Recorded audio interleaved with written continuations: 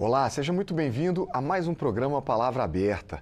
E nesta edição, nós vamos falar sobre a violência no campo, que em 2024 bateu todos os recordes anteriores. O número de assassinatos cresceu e especialistas alertam para o risco desses números se expandirem ainda mais. O deputado Tadeu Venere, do PT do Paraná, coordenou uma audiência pública aqui na Câmara para tratar deste problema. E o parlamentar é o convidado desta edição. Deputado, seja muito bem-vindo a mais um programa Palavra Aberta. Obrigado pela oportunidade de lhe entrevistar. E eu citei aqui alguns números, mostrando que em 2024 nós tivemos aí um recorde de número de casos de violência no campo, mas muitas vezes esses números eles não são tão claros para a gente entender quanto talvez seja necessário esmiuçar um pouco isso. A violência no campo está muito grande, quer dizer, a coisa está feia, deputado? Bom, eu acho que é preciso a gente contextualizar, né? Primeiro, nós fizemos audiência pública no dia 12 de agosto, que o dia 12 de agosto é o Dia Nacional de Luta contra a Violência no Campo. É o dia da Margarida Alves. A Margarida Alves era uma sindicalista que foi morta em 1983. E a partir dali, esse dia ficou sendo o dia de referência da luta contra a violência no campo.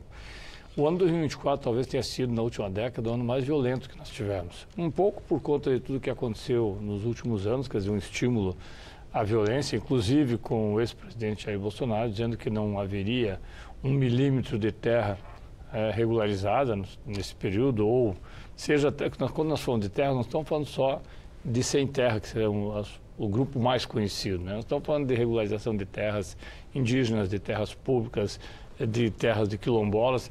Não houve regularização nesse período. Isso desencadeou e estimulou, inclusive, uma disputa pela terra de uma forma muito mais violenta. Eu acredito que o Brasil, assim como a América Latina e a África, por terem grandes espaços territoriais ainda em disputa, o Brasil acaba sendo um dos países, pela sua dimensão, onde esse processo não é menos nem mais, mas ele é muito presente, como é nos demais países, na luta pela terra. E as fronteiras agrícolas, particularmente o norte do país, e a parte ainda que no Nordeste também tenhamos, no Sul também tenhamos, mas o norte do país é a parte onde nós temos mais conflitos agrários com indígenas sendo deslocados, com as disputas com poceiros. Nós tivemos uma grande quantidade de assassinatos, são 13 assassinatos de poceiros. Nós tivemos uma grande quantidade de contaminação nessas áreas, coisa que não acontecia por agrotóxico, aumento de 762%. Intencional? Intencional, eu diria assim, não há como não ser intencional quando você aplica o agrotóxico. O agrotóxico é um processo que pela fronteira agrícola, principalmente soja, no caso aqui da Amazônia, soja, milho, um pouco de algodão, mas agora também no Mato Grosso, pinos e eucalipto, ele exige uma pulverização. Se essa pulverização não for feita de forma adequada, e na maioria absoluta das vezes não é, ela acaba tendo aquilo que a gente chama de deriva, quando ela é feita por drone ou por avião, de até 20 quilômetros. Isso contamina a água, contamina a escola, contamina onde ela é passada, vai contaminando todos os ambientes, né? Mas o que mais me chama a atenção é assim, nós somos um país secularmente onde a posse da terra, não foi claro que em outros continentes também, não foi diferente na Europa, não foi diferente nos Estados Unidos, quando fizeram a marcha para o oeste, né, onde você tinha um tanto de terra, cada processo que você conseguisse localizar, você ficava, a família ficava, que foi uma reforma, entre aspas, uma reforma agrária de pequenas propriedades. Mas no Brasil, o grande latifúndio, ele começa com as Sesmarias. Ele começa com todo o processo de divisão de latifúndio do Brasil inteiro, e permanece até hoje.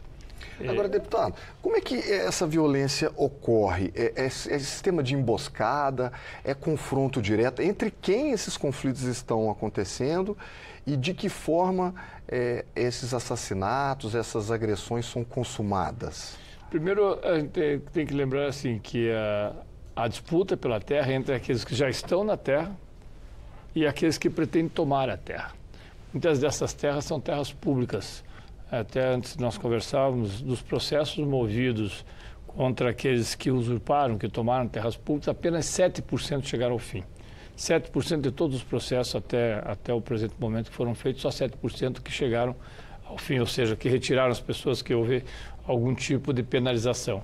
Então, a legislação e a morosidade estimulam que grandes grupos empresariais, às vezes pequenos fazendeiros, mas normalmente grandes grupos empresariais, grandes segmentos que trabalham com criação de gado, com a produção de grãos, usem as terras públicas como uma forma de se beneficiarem da pouca ou quase nenhuma fiscalização e da pouca ou quase nenhuma também penalização. As multas são aplicadas, dificilmente são cobradas. Quando você tem um conflito entre aqueles que já estão na área, no caso dos poceiros, ou aqueles que ocupam áreas improdutivas e que depois são retirados pela força, obviamente você cria um clima de tensão.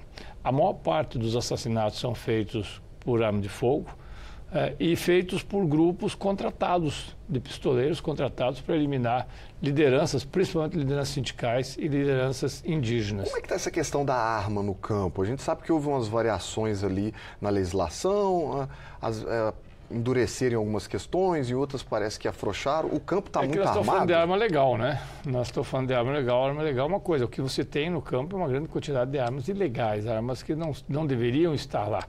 E claro que se você tem um pistoleiro que, quando a gente fala pistoleiro, é uma pessoa que trabalha, entre aspas, né?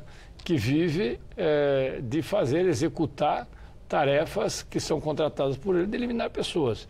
Essa pessoa não tem uma arma legal, não tem um registro, não tem uma carteira profissional, né? É pistoleiro, quer dizer, ou seja, é um criminoso que é contratado. E essa grande quantidade de armas que foi estimulada nesses últimos anos, inclusive parte delas, inclusive dos CACs, isso é sabido, né? Não sou eu quem diz isso, as próprias Secretarias de Segurança Pública, parte delas acabam indo para as mãos desses criminosos. E no campo nós temos uma situação de violência extrema. Ainda que na cidade nós tenhamos também a violência, mas ela é mais localizada em áreas específicas.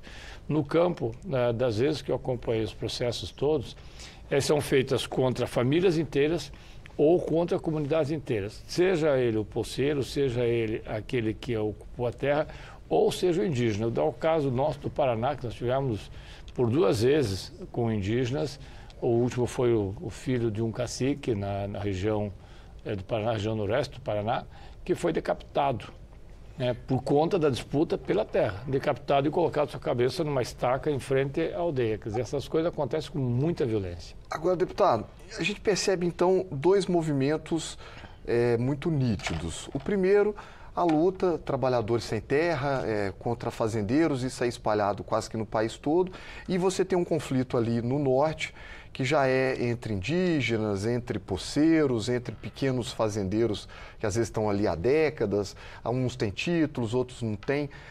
Como é que o governo, como é que a Câmara dos Deputados, principalmente, e o governo federal também, né, poderia apaziguar um pouco essa questão? Olha, a nossa situação, o Brasil é um país de proporções enormes. É claro que a Amazônia é legal, uma grande quantidade das suas terras não deveriam, ainda que sejam de forma irregular, mas não deveriam ser ocupadas, até porque elas estão preservando não só a nós aqui na região centro, na região sul, mas estão preservando quase que uma boa parte do planeta.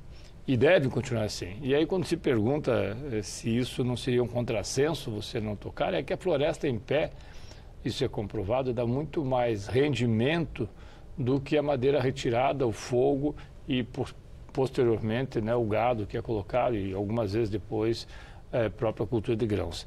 O que nós precisaríamos ter de fato era uma reforma agrária. Não só no norte e no nordeste, como muitos falam, porque o nordeste também tem situações de extrema violência. Nós temos que lembrar que o nordeste tem grandes latifúndios de cana, assim como tem na região centro-sul. O sul também tem conflitos em menor quantidade, mas também tem conflitos. O senhor é do Paraná, né? Sou do Paraná. Agora, o conflito que se dá hoje mesmo é nas fronteiras agrícolas. No Pará, no Mato Grosso, na Rondônia, na Roraima, no estado de Rondônia, no estado de Roraima, mesmo no estado do Acre, onde eu morei por 1 ano, nós temos conflitos. Porque a terra é um bem que a gente chama bem de raiz, né? A terra é uma coisa, já é por si só uma propriedade bastante disputada. Não se produz terra no mundo. Você pode produzir qualquer coisa, né? Qualquer coisa se pode produzir, ou a ciência pode... Agora, território não há como se expandir território. O território está sendo disputado hoje, quando nós falamos, por exemplo, em áreas que são preservadas, áreas que são reservas, inclusive reservas públicas, como é o caso de uma reserva no Pará, que dos seus 170 mil alqueires já está com cerca de 70% ocupado com a criação de gado. Isso, com todo o processo que nós vemos hoje de alta de commodities nos últimos 10 ou 15 anos, ele estimula cada vez mais devastação. Não quer dizer que todo proprietário agrícola, que todo o agronegócio que seja feito de forma irregular, mas que parte dele, e agora inclusive nós não temos mais, pela legislação que foi alterada, não há mais como a necessidade de você fazer rastreamento, por exemplo, da carne bovina, e muito da carne bovina é produzida em áreas irregulares, em áreas de desmatamento, em áreas públicas e vendida para os grandes frigoríficos, os grandes grupos empresariais que têm os frigoríficos. Então, posteriormente, isso nos leva a estímulo dessa violência e estímulo desse processo. O Brasil tem um histórico de violência no campo secular. Todos nós sabemos, todos nós acompanhamos a história secular.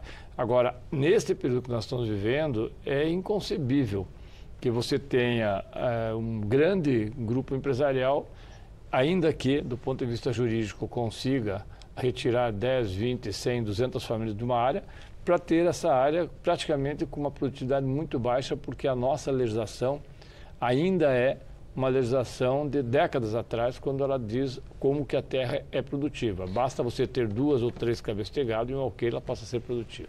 Deputado, nosso programa está chegando ao final. Agradeço ao senhor imensamente. Desejo sorte aí nessa luta pela pacificação do campo. Sorte para nós todos. Bom, nosso programa chegou ao final. Para você que nos acompanhou pela TV, muito obrigado pela sua audiência. Já você que nos assistiu pelo YouTube, aproveite para se inscrever no nosso canal. E eu já agradeço também, de imediato, pelos nossos quase 1.400.000 inscritos neste canal da Câmara dos Deputados no YouTube. Muito obrigado também pela sua companhia e até a próxima.